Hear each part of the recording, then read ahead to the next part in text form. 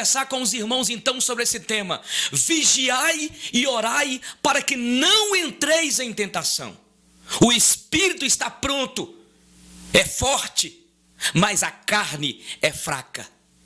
Precisamos, irmãos, de orar, porque temos uma batalha. A nossa luta, daqui a pouco nós vamos ver, não é contra carne, não é contra sangue, mas a nossa luta é contra os principados, as potestades no mundo tenebroso. E por que devemos orar? Porque Jesus, o nosso mestre, foi o maior exemplo de oração. Jesus estava em Cafarnaum, libertando os enfermos, fazendo curas, o Jesus da cura, o Jesus do milagre, dando vista aos cegos, libertando os demônios, porque a Bíblia diz que ele veio para libertar o cativo, dar vista aos cegos, e ao mesmo tempo que ele estava em Cafarnaum, em Galileia, em Jericó, pregando, Jesus subia para o monte orar, para ficar na intimidade com o Pai. E ele chama os discípulos, e no texto que nós lemos, no monte do Getsêmani, o jardim do Getsêmani, ele estava orando, e ele falou com os discípulos: ficai aqui enquanto eu vou orar. E quando ele volta, e os discípulos estavam dormindo, e ele diz: nenhuma hora pudestes vigiar comigo, orar comigo. Vigiai e orai para que não entreis em tentação. O espírito está pronto, mas a carne é fraca. Jesus foi o maior exemplo que nós precisamos de orar. Nós não somos budistas, irmãos. Nós não estamos vivendo para poder ficar apenas no pensamento, na meditação transcendental. Precisamos de ter intimidade com o Pai, intimidade com Deus. Porque a nossa luta não é carnal, nós não estamos lutando contra pessoas. Nós estamos em batalha. A nossa luta não é contra carne e nem contra sangue, mas a nossa luta é contra os principados e potestades nas regiões tenebrosas. Escuta, minha irmã, escuta, meu irmão. Você não está lutando com pessoas. O seu filho que está te dando trabalho, um problema que você está enfrentando lá na sua empresa, um problema que você está enfrentando na sua família, você só resolve ele em oração. Porque nós não lutamos contra pessoas. O apóstolo Paulo diz em Efésios que nós precisamos de estar revestidos com a armadura de Deus, que Deus nos deu, para resistirmos firmes contra as ciladas de Satanás.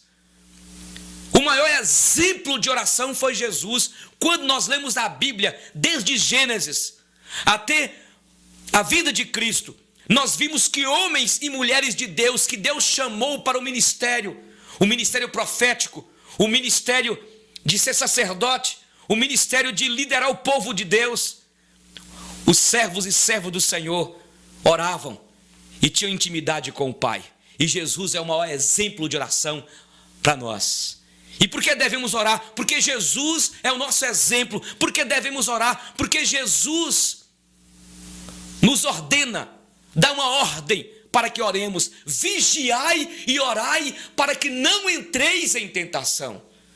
É Jesus, é o nosso Senhor, é o nosso mestre, aquele que nós seguimos, aquele que pela sua graça nos salvou, o Deus que nos escolheu em Cristo. E Jesus Cristo então nos dá uma ordem: vigiai e orai para que não entreis em tentação. Então precisamos de orar. Eu quero desafiar os irmãos, eu quero desafiar a igreja, eu quero te desafiar, meu irmão, para que você ore, para que você busque a presença do Senhor, para que você clame ao Senhor, porque estamos numa guerra, estamos numa batalha, e nós só venceremos esta batalha com as armas que o Senhor nos deu. E estas armas não são carnais, mas são armas espirituais. E o Senhor nos deu então esta ordem: vigie, vigiai e orai. Em segundo lugar, por que devemos orar? Devemos orar porque nós somos fracos, pecadores, e dependemos da graça do Senhor. O próprio Senhor Jesus diz: vigiai e orai. O espírito está forte, está pronto, mas a carne é o quê? Fraca. Conquanto, queridos, fomos alcançados pelo amor de Deus, pela graça de Deus, somos povo de Deus, mas nós somos pecadores. vivemos ainda a realidade carnal. Nós temos dentro de nós ainda, em nós, a velha criatura. E quantos momentos, quantas vezes, por nós não vigiarmos, não orarmos, cometemos pecados, caímos, erramos. O próprio Senhor nos ensina na oração do Pai Nosso: Senhor, não me deixe cair em tentação, mas livra-me do mal. Porque o mal, queridos irmãos, o inimigo das nossas almas está aí. O propósito dele é matar, roubar e destruir. O propósito dele é levar você à queda. É destruir teu casamento, é destruir a tua família, é destruir a vida do teu adolescente, é destruir a vida do teu filho, é destruir você. Por isso precisamos de orar. Precisamos de orar porque nós somos pecadores. Nós não somos perfeitos. Continuamos ainda no mundo em juízo. Temos conosco as armas que o Senhor nos deu e por isso que estamos em batalha, mas precisamos de orar, porque se nós não orarmos, se nós não vigiarmos, nós cairemos. Você pode cair no adultério, você pode envolver em negócios escusos. Por isso, querido irmão e irmã, vigie, ore. O problema nosso é que nós não oramos. O problema nosso é que nós lemos muito, vamos muito nos cultos, cantamos muito, somos mais religiosos, mas não oramos. É preciso você orar, é preciso você clamar a Deus, é preciso você pedir a Deus misericórdia, graça, renovo, restauração, sustentação. Nós não somos budistas. Nós não ficamos aí como esse povo que pratica yoga e outros mais, que fica naquela meditação, no mantra. Não, nós temos de orar. O Senhor fala: vigiai, orai, para que não entreis em tentação. Em terceiro lugar, por que orar? Nós precisamos de orar porque, irmãos, para ajudarmos uns aos outros na oração. Muitas vezes nós estamos cansados. Quantas vezes a gente vai orar e cansa, ficamos exaustos. A Bíblia diz que o povo de Deus estava guerreando contra Amaleque, os amalequitas. E Moisés foi para o monte orar, clamar a Deus, foi para a intimidade com o Pai. E diz a Bíblia que Josué foi para a batalha. Mas quando Moisés erguia as mãos para os altos, e conversando e falando com Deus, aí Josué vencia a batalha. Mas quando Moisés abaixava os braços, cansado, aí Amaleque vencia Josué, vencia o povo de Deus. Até que então Arão e Hur, um pegou de um lado, outro do outro, e ergueram então os braços de Moisés, até aquele dia todo, até que Josué venceu os amalequitas. Então, na verdade, nós temos uma luta sendo travada. Existe aí, neste mundo tenebroso, principados e potestades, anjos caídos que manietam as vidas, que injerenciam as mentes, os psiquismos, e nós precisamos de orar, porque, irmãos, a nossa batalha é espiritual e precisamos de ajudar um ao outro. Procura alguém para te ajudar, procura uma irmã para orar com você, procura um irmão para poder entrar na brecha para orar por você. A Bíblia fala que Deus procurou alguém para colocar na brecha em favor do seu povo e não encontrou. Parece que Deus tem vontades, irmãos, que não realizam. Que heresia esta, pastor? É isso mesmo. Se fosse assim, na oração do Pai Nosso, não está escrito lá: seja feita a tua vontade. Se fosse assim, Jesus Cristo não teria orado: Pai, se possível, passa de mim este cálice, que eu não beba, se não seja feita a tua vontade. Tem vontade que Deus quer realizar, mas por causa da nossa carnalidade, por causa do pecado em nós, por causa da nossa omissão, por causa da nossa negligência, porque nós não oramos, porque não clamamos. Deus tem muito para realizar nas nossas vidas, no meu ministério, no seu ministério, na tua família, através da tua vida, meu irmão. Por isso precisamos de orar e suplicar a Deus misericórdia, graça, e orarmos uns pelos outros. Seu filho está nas drogas, sua filha está rebelde, o seu marido está distante de Deus, querida, convida algumas irmãs da igreja, convide, querida, algumas irmãs, você amado, convide alguns irmãos de confiança, para você orar, para você clamar a Deus. A Bíblia diz, e este ano, na nossa igreja é o ano da intercessão, estamos terminando o ano 2013, e nós colocamos, baseado em Lamentações 2, levanta-te e clama nas madrugadas. Ora a Deus e clama a Deus a favor dos seus filhinhos que desfalecem nas ruas. Levante, clame, busque a Deus. Então precisamos, por que orar? Precisamos de orar uns pelos outros para fortalecermos uns aos outros. Precisamos de orar pelo nosso país. Precisamos de orar pelas nossas autoridades. Precisamos de orar pelo nosso prefeito. Precisamos de orar por aqueles que estão investidos de autoridades militar, civil, orar pelos juízes, pelos promotores, orar por esse nossa Montes Claros, pelo nosso estado, pelo nosso país, nosso Brasil. A Bíblia diz que toda autoridade foi instituída por Deus. A autoridade do nosso prefeito foi Deus que deu a ele, nosso governador, nosso presidente. Então precisamos de orar. Por que orar? Orar pelas autoridades para que vivamos vidas tranquilas, para que os nossos governantes, para que as nossas autoridades façam leis que possam, o pobre, a viúva, o miserável, aquele que não tem teto, aquela pessoa que vive uma vida aí totalmente ao léu da sociedade, para que eles encontrem guarida, paz. É isso. Precisamos de orar pelas nossas autoridades. A Bíblia diz em Timóteo, para que nós oremos pelas autoridades. Foi Deus que revestiu, foi Deus que colocou os nossos governantes lá. Foi Deus que colocou.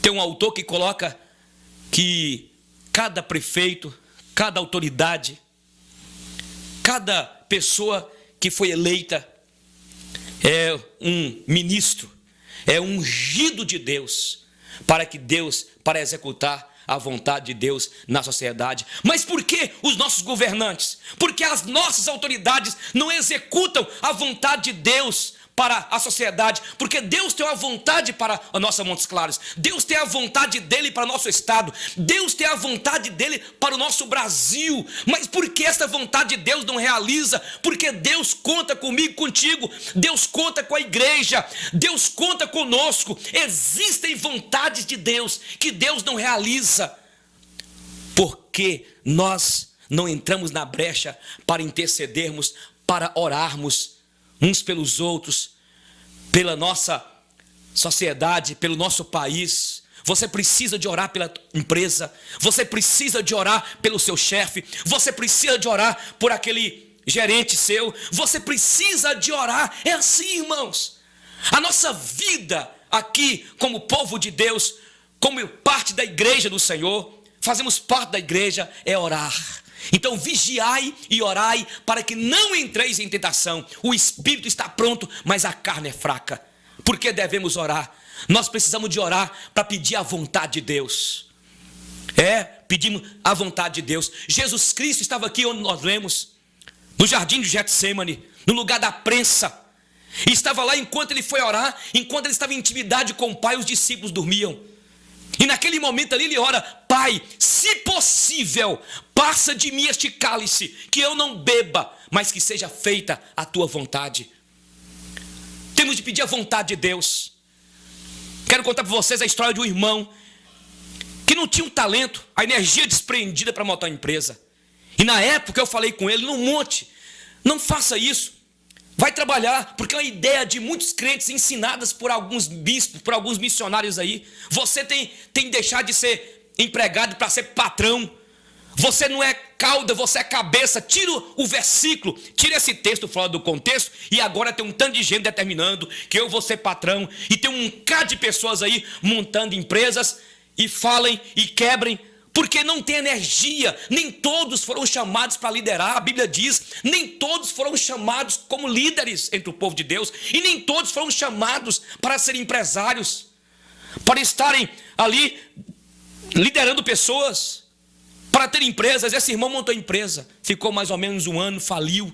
Ele tinha uma casa, vendeu a casa. Eu falei com ele: não venda, a gente não vende casa, você precisa ter um lugar para os seus filhos, para sua esposa. Ele vendeu, faliu, desviou do Senhor, porque tem pessoas que fazem isso. Eles querem colocar culpa em Deus, querem colocar culpa no pastor, querem colocar culpa na igreja, e aí não pediu a vontade de Deus. Querido, você tem de pedir a Deus: é da tua vontade, Senhor, eu estou querendo fazer esse empreendimento, Senhor, é para a tua glória, é para a tua vontade, porque nós somos servos de Deus, irmãos, e nós não estamos vivendo para nós vivemos para o Senhor. Nós somos servos, nós temos um Senhor que nos guia, que nos orienta. Por que orar? Pedir a vontade de Deus, se é da vontade dEle. Se nós iremos fazer tal coisa, temos que pedir, fazer como Jesus: Senhor, Pai, se possível, passa de mim este cálice, que eu não beba. Contudo, Pai, que não seja feita a minha vontade, mas a tua vontade. Devemos orar para pedir a vontade de Deus. É para a tua honra, é para a tua glória, porque a Bíblia diz, irmãos, que o coração do homem faz planos, mas a resposta vem do Senhor. Há caminhos que para o homem parece bom, mas no final é caminho de destruição. Sabe, muitas vezes a gente recebe como pastor convite. Quantos convites que eu já recebi aqui em Montes Claros para pastorear outras igrejas presbiterianas.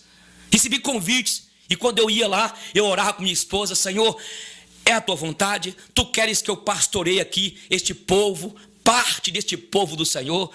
Ó Senhor, o Senhor está nisso. E de repente Deus começou a colocar angústia no coração da minha esposa, das minhas filhas, dos líderes da minha igreja que eu estou pastoreando até hoje. Então é pedir a vontade de Deus. Por que orar? Para pedir a Deus a vontade dEle. Queridos, nós temos de pedir a Deus para ajustar a nossa vontade dentro da vontade dEle. Não é ajustar a vontade dEle dentro da nossa, não. Mas Deus, ajuste a minha vontade.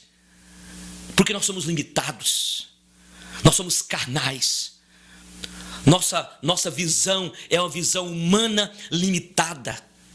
Somos muitas vezes míopes, mas a visão de Deus é a visão ilimitada. Deus sabe o que está lá à frente. Quando Abraão e Ló tiveram uns problemas com os seus servos, Abraão levou o Ló numa altura e falou assim: Ló, eu não quero ter problemas, os meus servos com os seus servos, você é meu sobrinho, agora escolha para onde tu queres ir.